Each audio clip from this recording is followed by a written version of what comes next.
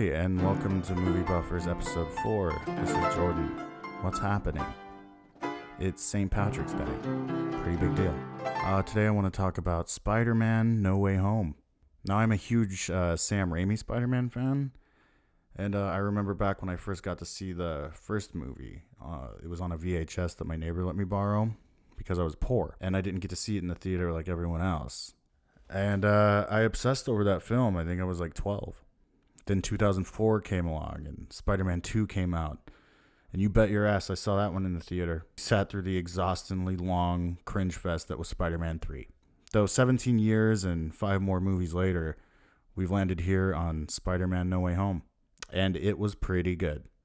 Best one in the Holland series. And I mean, that unfortunately doesn't say a lot. Now, before I get into the movie, I snuck out once my baby was down. My partner let me sneak out and go and see this by myself. So I found the closest Regal Cinema, drove over to it, and I didn't realize that the only way to get to it is through a parking garage. You can only park at the parking garage. And I went through the little gate and went up, and there was one parking spot left at the very top. I swear to God. And you have to go and get it validated and stuff inside. So I got my ticket and then I ran in over to the elevators because I'm on the top floor of this parking garage. The elevators were kicked in or something, and they were just busted. And it looked like it was freshly done, like people just kicked the hell out of this elevator. So I had to take the stairs, and this is like 7 floors up. It was high. And I'm like taking the stairs all the way down, and each floor I got to, the main floor where like vending machines and stuff were, and there's security cameras and everything. Everything was just gutted and beaten to hell. The glass was shattered, all the windows and doors. It looked like The Walking Dead or the zombie apocalypse happened here. And I was really scared because I was the only one walking down this flight of stairs. But then finally I made my way into the theater, and it's absolutely packed. And then I stand in line, go get my parking validated early. Then I go and get in line for concessions, get a large popcorn, and then they give me the cup. And this is like before they lifted the mask mandate and all of that. And then there's just kids over there like fucking with stuff. They're like throwing plastic forks at each other and playing with the straws and all that stuff. And obviously this theater they get put through a lot, I think, because this didn't seem out of the norm to them. They were just ignoring it. And then I go over to the sodas, and all of the sodas are completely out. It's just spitting out like soda water. Gross. And then I look over, there's no more straws, there's like no more anything, and there was just one more thing left. And I look over, and there's a guy complaining to the guy. He's like, "Hey man, there's like no sodas over. They're all out." And he's like, "Oh, okay." And like walks away. And I was like, holy shit, this guy doesn't give a fuck, man. Yeah, did you hear that we just got our fucking building kicked in? Yeah, I'll get to the soda. But I found one, it was like a Coke or something, just the original Coke that was pretty washed down, but I decided to go with that one because it was the only one that had some sort of color to the liquid coming out of the fountain. And then I get in there, and then the movie screen it looked like somebody threw a drink at it. So there's like this smear on it, and the screen was also really high up. And this was my first movie going experience coming to Chicago. And I knew Tobey Maguire was going to be in this movie. I just had a feeling. So a week after Quentin Beck dies and all the shit from Far From Home blows up, it frames Peter to be the murderer of Beck. And then, the world blows up wanting to get a scoop on Peter being Spider-Man, long-ass intro story short. His reputation has killed his and his friends' chances of going to MIT. So Peter feels guilty, and he seeks help from Doctor Strange to selfishly cast the spell to wipe the memory of the world's knowledge of Peter being Spider-Man. And then he confuses the spell by trying to correct who will remember him and yada, yada, yada. I can't quite put my finger on how I feel about the beginning section in particular. I mean, it felt rushed from a writing standpoint. And I don't believe that Doctor Strange would do this, especially after, they went through all that shit to correct the timeline in Endgame. What the fuck is happening in this Phase 4, man? Anyway, that's my biggest nitpick of the movie. My other ones are being tired of this take already. I don't see Holland as Spider-Man, and it sucks because I remember being pretty excited when I was first going into Civil War. But his whining annoys me. It's just whiny. It's a British thing, I think. His American accent is just way too whiny. And his actions are fucking dumb. He told the world he was Spider-Man. Motherfucker should have been kicked out of the Avengers for that.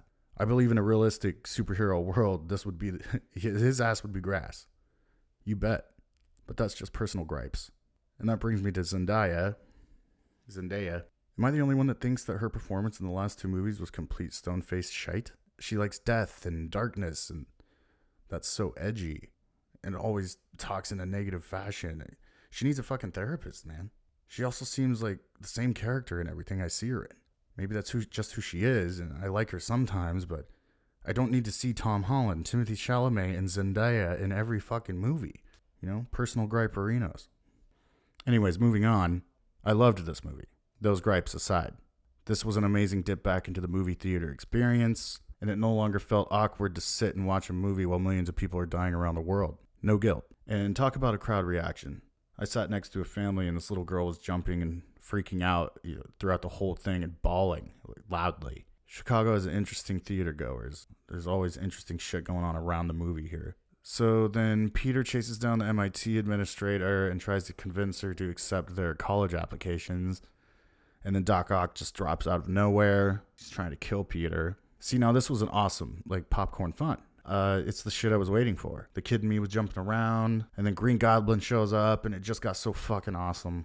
This is where I got sucked in, and it all, seemed to tie together really nicely. Later on, Andrew Garfield runs through the portal, and really surprised me how much his acting and his character felt so much more developed. Like, he's lived a whole nother life since we last seen him. And he must have been busy. I bought his emotions. He was cracking me up quite a bit, too. Props to Garfield. And the main reason I'm here is for Tobey fucking Maguire. I was so happy to see him, and so was everybody else. I mean, the crowd went fucking apeshit, and he did not phone it in. All the spiders got to have quite a bit of screen time, and it all felt well balanced, I think. I mean, who needs the lizard guy or Sandman? I think it could have used less Electro, to be honest. It was a nice redemption for everyone in their own franchises, though. I can't wait to own this fucking movie. And give Willem Dafoe a fucking Oscar already. I didn't realize he didn't have one. I mean, Christ, every single thing he does is Oscar worthy. He fucking brought it to this movie, man. The scene where he takes Tommy's punches one after another and growing a bigger and bigger smile in between blows. I mean, gave me fucking chills.